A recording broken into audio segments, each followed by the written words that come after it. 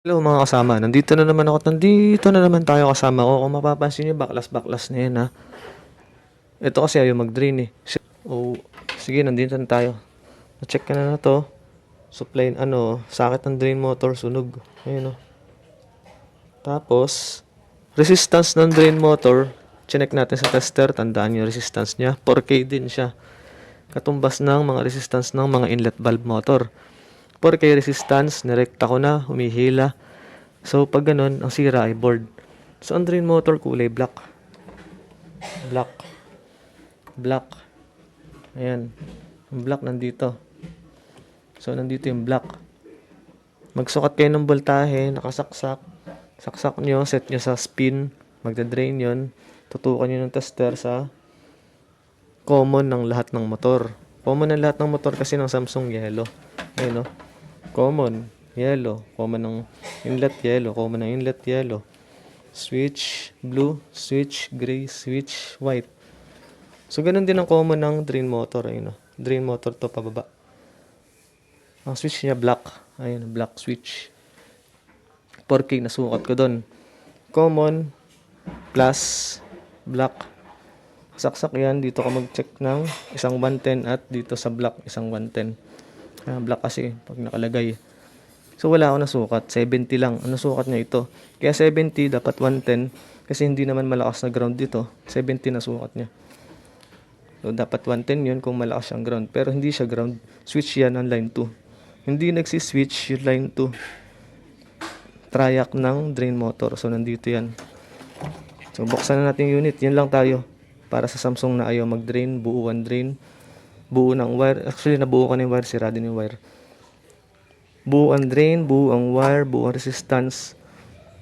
Ayaw magbigay ng supply. Dito tayo mag-check. Cut na natin. Ito mga kasama, nabuksan na natin. Ayun o, sunog o. Sunog yan. Papalitan natin yan na lang, nakatayo. Pahigang IC yan eh. Tatlo siya no. Malaki yung isa.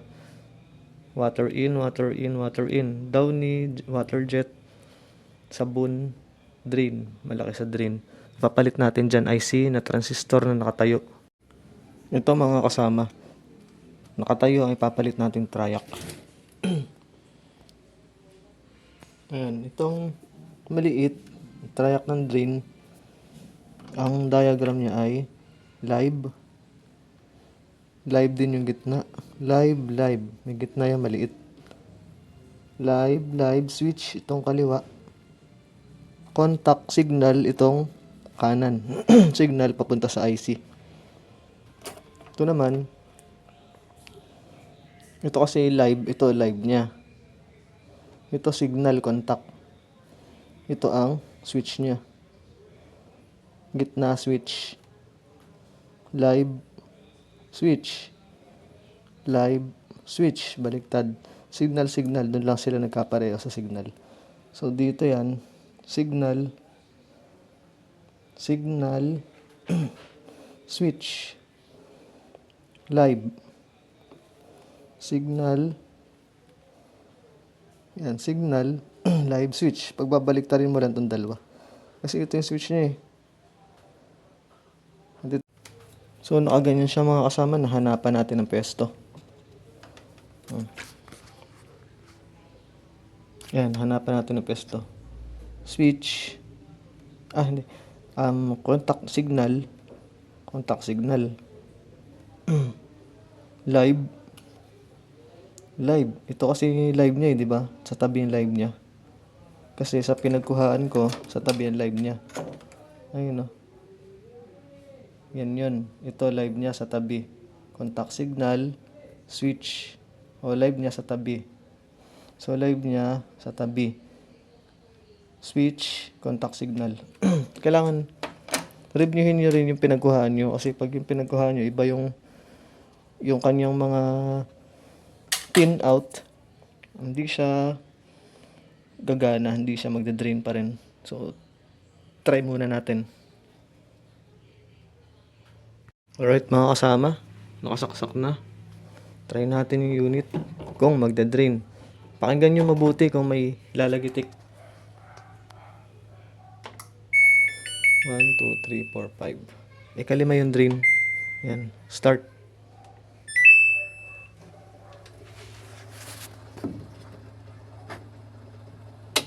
Ayan, humila na. Ibig sabihin, nagde-drain na yan. Kaya nilagay natin IC na nakatayo. Pwede yun. Pause. Oh.